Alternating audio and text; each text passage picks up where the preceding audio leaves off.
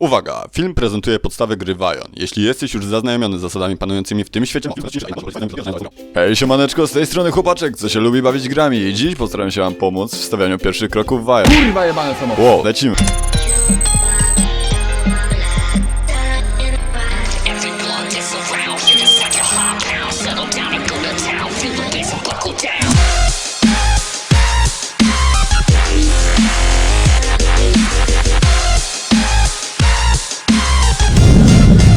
No dobra, po zalogowaniu i stworzeniu naszej postaci pojawiamy się na początkowej mapie o nazwie Poeta lub... W zależności od tego, jaką rasę wybraliśmy, jest to mapa, która ma na celu wprowadzić nas do rozgrywki. Więc i my zacznijmy od podstaw, które już na samym starcie pomogą wam lepiej funkcjonować w tym świecie. A więc od początku naszym priorytetem jest bicie maksymalnego levelu. Jednak aby uwinąć się z tym szybko i bezboleśnie, musimy wiedzieć, że ten świat bazuje na wykonywaniu misji. Smutną wiadomością dla szerokiego grona farm napierdalaczy jest zapewne fakt, że po wbiciu paru pierwszych leveli masowe zabijanie mobów na dużo się nie da. Jest to adekwatny minus tej gry, jednak co by nie mówili, to gra nadal na propsie. Więc chcąc nie chcąc robienie misji staje się naszym życiem od levelu 1 do 65. Jednak mam poszanowanie dla waszego czasu, dlatego warto wiedzieć, które misje są warte naszej pracy, a które nie. Zacznijmy od tego, że w naszych przygodach spotkamy się z 3 różnymi typami zadań, a klasyfikują się one następująco. Misje kampanijne, ciemnoniebieskie i niebieskie oraz różowe. Kampanijne zaznaczone na żółto, które opowiadają fabułę gry i dają one najwięcej expa oraz sporą ilość setów odpowiadających naszemu levelowi. Więc w pierwszej kolejności wykonujcie misje kampanijne, kiedy tylko będziecie mieli do tego sposobność. Questy ciemnoniebieskie dają nam również sporą ilość expa i kiedy mamy aktualnie brak misji kampanijnych, to żerujemy właśnie na nich. I w końcu utopia naszego czasu, czyli misje niebieskie, których jest w chuj jeszcze więcej. To są misje, które w sumie dużo nie wnoszą, ale świetnie nadają się do dobijania levelu, kiedy nie pozostało nam już nic lepszego. Jednak misja misji nierówna i zanim pobierzecie jakąś niebieską misję, to sprawdźcie, ile daje ona expa. Można to sobie przeliczyć w bardzo prosty sposób. Prawy, lewy, Ctrl Select Start. Więc może się okazać, że dana misja daje nam mniej expa niż inna, więc nie ma sensu jej robić, bo to tylko przedłuża naszą drogę do wbicia 65. A, zapomniałem jeszcze te! Są to misje, które są albo darmowymi prezentami od gry, co oznacza, że dostajecie różnego rodzaju sprzęt za podejście i zagadanie do NPC-ka, lub jest to quest, który oferuje nam różnego rodzaju zbroje i kamienie za zrobienie instancji, o których później wspomnę.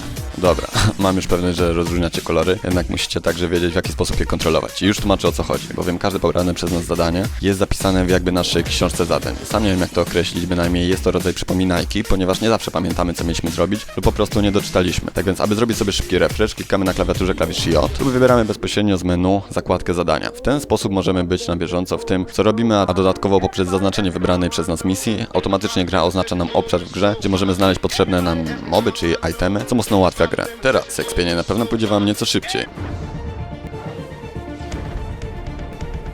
Ale nadal pozostaje parę ważnych kwestii, jak na przykład komunikacja czy instancje. Komunikować możemy się na parę sposobów. Poprzez naciśnięcie klawisza Enter i domyślnie jest ono ustawione tak, aby pokazać to, co napiszemy każdemu, kto stoi w naszym obrębie. Czasem jednak potrzebujemy odrobiny prywatności lub po prostu nasz znajomy znajduje się na innej mapie. W tym wypadku wystarczy wybrać opcję szept poprzez kliknięcie lewym klawiszem myszy na daną osobę. Fuck logistics! Lub wybraniu jej w naszej liście znajomych, którą znajdziecie w menu. Przydatnym skrótem klawiszowym jest także te, które automatycznie ustawia szept do osoby, która do nas napisała. I jestem zadowolony, ponieważ w tym momencie nabyliście bardzo ważną umiejętność, a mianowicie umiejętność cichego napisania komuś spierdalaj. I na pewno będzie to dla was bardzo przydatna umiejętność podczas sytuacji, która prędzej czy później nastąpi. Legiony.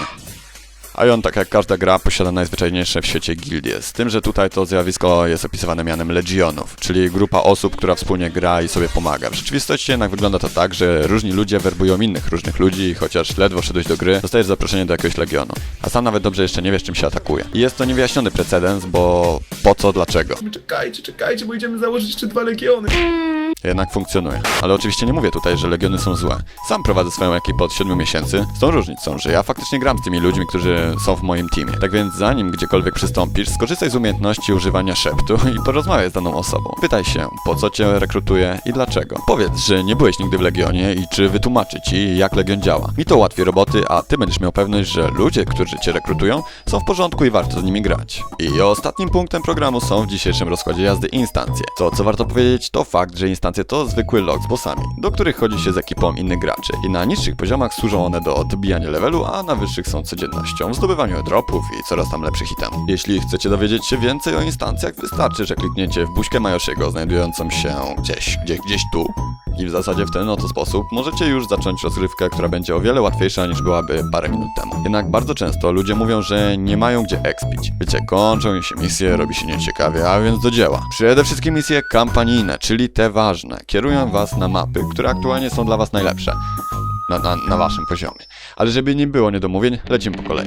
Od levelu 1 do levelu 10 stacjonujemy w Poecie. Następnie teleportuje nas do Sanctrum, po czym kończymy tam kampanię i bezpośrednio każą nam wstawić się w Cytadeli Verteronu. Tam, jak i w każde inne miejsce, możemy dostać się za pomocą teleportu. Tu jednak wtrącę, że teleporty są oznaczone na mapach niebieskimi ptaszkami. Z tym, że gość sutannie teleportuje nas między mapkami, a gość obok to taki regionalny transportowiec, czyli transportuje nas w obrębie mapy. Następnie w Verteronie ciśniemy do levelu 20 i trafiamy do Eltenen. Tam się dzieje nie mniej niż w Verteronie, więc ostro i w temacie nabijamy level 35.